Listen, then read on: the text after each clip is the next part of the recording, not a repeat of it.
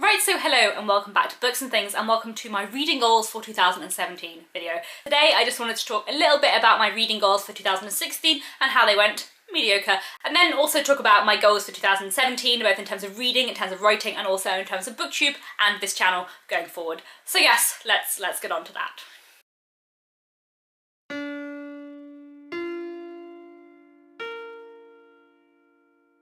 So let's start off by talking about how 2016's goals went on. Firstly, my blog is now dead. I have stopped writing book reviews on my blog. I haven't written one since I think May, and I'm probably not going to anymore. It's possible that I might start writing book reviews in the future again, but at the moment I find Booktube a much more rewarding and enjoyable platform than blogging, so I think my blog is kind of going to sit there for the time being. I've basically more turned my blog into a website now, so there is still some information about me there. There's still all my old book reviews, there is still like some of my creative writing and that kind of thing, but I'm not really going to be using it as a blog from now on. Right. Actually onto the reading goals. I think I set my Goodreads goal at 100 books and I've read about 121, which I feel is pretty good going and about what I wanted. Last year I read 133 and I did want to read less this year because I wanted to spend a bit more time. Also this year's just been busier, so that is to be expected. But I'm still pretty happy with the amount I read this year. However, in terms of my other reading goals, one thing I wanted to do was read a non-fiction book every month. I did that for maybe the first 3 or 4 months, but yeah, I haven't done that for a while. I also think I wanted to read a poetry book every month, which I also did for the first 3 or 4 months and then stopped. I also had a TBR bowl for a while where I had slips of paper with all the books on my TBR on, and I picked one out or 2 out every month and read them. But I stopped that when I moved in with Nick to this flat because I knew I wouldn't be able to bring all of my books from my parents' house, so I knew it would kind of change and not most of the books in the bowl I might not have anymore, so I kind of just gave that up. But I'm still pleased with how that went in the first half of the year, and it meant that I read a lot of books I wouldn't have got to otherwise, so that is really good. So basically my reading goals went kind of fine. I did some of them some of the time and didn't quite do all of them all the time, but I still read a lot of very good books this year, and I probably still read more non-fiction than I would normally, so I'm happy with that. But on to the goals for 2017. I will be setting my Goodreads goal again at 100 books, which I think is pretty much about what I read and I'm pretty happy with. I don't necessarily want to challenge myself to read more than that because I would rather read about 100 books and enjoy them all and read them all properly and with attention than read like 150 books and not get as much out of them. So yes, 100 books again. I'm not setting myself many challenges this year. I'm not going to challenge myself to read a non-fiction book every month or a poetry book every month. I'm not going to challenge myself with a TBR bowl or anything like that. I have one main challenge this year, and that is to read through my bookshelf. It's effectively a read your own damn books challenge. This hashtag has been going around a bit in the last year, maybe longer, and basically the idea is to read the books that you own before you acquire new ones. On the bookshelf behind me there are maybe 10 books that I've read and there are 55 books that I own that I haven't read yet. That's not all my unread books. At my parents' house I probably have another good 30 or 40, but my aim in the next year is to read all of the books on the shelf that I haven't read yet. And once I've read all those 55 books on this shelf, I can take them back to my parents' house, swap them out for the other books I own that I've yet to read, and read all of them. That's the aim for this year. But rather than saying that I can only read books from the shelf, because I think I would get frustrated and annoyed at that, I'm going to set myself a challenge with a few extra rules. My rule is that during a month, every book I read apart from 2 has to be from this shelf. So that basically leaves me 2 extra reads a month, one for an audiobook and one for a Victorian novel on Kindle, because I do have some classics here on my shelf that I haven't read, but very few Victorian novels, and I don't want to not read any Victorian literature because that would make me sad. So there we have it. Every month I can read one Victorian novel on Kindle, one audiobook, and lots of books from this shelf. So hopefully by maybe 6-7 months into the year I will have read all of the books on this shelf that I've yet to read, and then for the rest of the year I can read all the rest of the books I own that I have yet to read that are at my parents' house. That is the aim. We will see how that goes. My aim is to not get anything out of the library and not buy any new books until I have read all of those books behind me. We will see how that goes, but I have so many brilliant books that I own that I really want to read that I just haven't read yet and I don't know why, and I'm going to try and solve that. That is the main goal for this year, and we will see how that goes. I also want to talk a little bit about my writing goals for the year, which I don't think I did last year, but I feel like maybe that's interesting, I don't know, as I also do talk about my writing on this channel. As some of you may know, I got a literary agent about a few months ago, and one of my novels is currently out on submission with them. However, I'm not sure what will happen with that. I don't know if anything will happen with that. I really love the book, but we will see how it goes, being sent out to more publishers.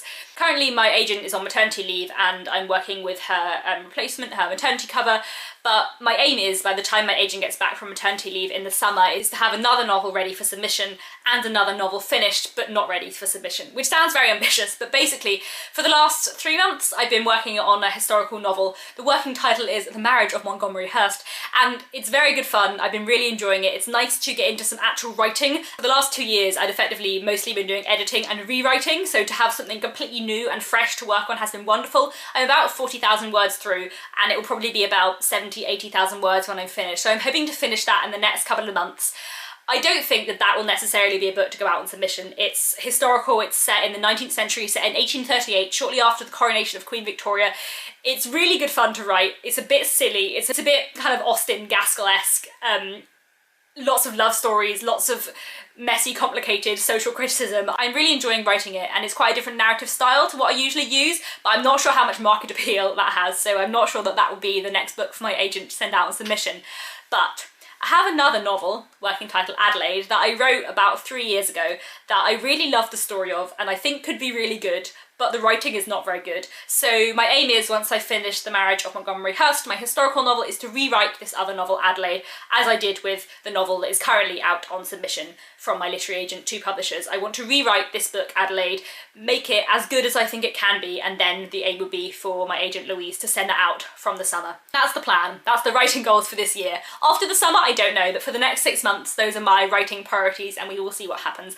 I would also like to write more short stories, because I used to write a lot of short stories, and in the last year and a half I've written like 3, and that's sad because I love short stories. So yes, hopefully I will also find the short story inspiration coming back to me and will write some short stories alongside my novels, but we will see, we will see. Finally, I wanted to have a quick chat about kind of Booktube goals for the year. I will be carrying on with my loose schedule of Mondays and Thursdays. At least one of Monday or Thursday every week we'll have a video on, sometimes both, sometimes just Monday, sometimes perhaps just Thursday. We will see going forward how that goes. In an ideal world, I would have a video up every Monday and every Thursday, but sometimes with my routine and with work, I'm just too busy and I can't. But I will still carry on having 1 or 2 videos up a week, depending on the week, and making videos as always. One of my Booktube aims is that I definitely want to be on top of and catch up with my Our Mutual Friend read-along videos, because at the moment every video is kind of like 3 weeks late. So hopefully I will make my one for December in the next few weeks, and then my one for January quite soon afterwards, so that I can get back on track and making the videos on time, because they are, yeah, quite late at the moment. In terms of other videos that you can look forward to, I'm hoping to do a John McGregor spotlight in the next month, and then once I've read The Singer's Gun by Emily St. John Mandel, I'm hoping to do an author spotlight on her. I might also try and do an author spotlight on Banana Yoshimoto, because I feel like that's been a long time coming and I still haven't done it. So yes, hopefully a few author spotlights to look forward to. There will also be a fortnight of Hardy coming up at some point soon-ish. I've recently completed the whole works of Hardy, which means, as I did for Dickens and the Brontes and Jane Austen in the past, I want to do a series of videos where I have a different video every day talking about a different Hardy novel. He wrote 14 novels, so this will be 2 weeks long, and at some point in the next few months that will happen. His birthday is in June, so it might not be until June. I would kind of like to do it sooner, but I also know that I need to reread The Mayor of Casterbridge, because basically all of the rest of Hardy's works I either read quite recently or I've read more than once, but The Mayor of Casterbridge I've read when I was about 15 and I don't actually remember it very well, so I want to reread that before I do a fortnight of Hardy. But that will definitely be happening at some point in the next year, and I'm excited about doing another like author week, because I really enjoy doing them and they're great fun. I'm also hoping to carry on with How to Speak Victorian. You may remember, if you've been here a while, that a while ago I had a series, or I began a series called How to Speak Victorian, which was looking at Victorian literature and history.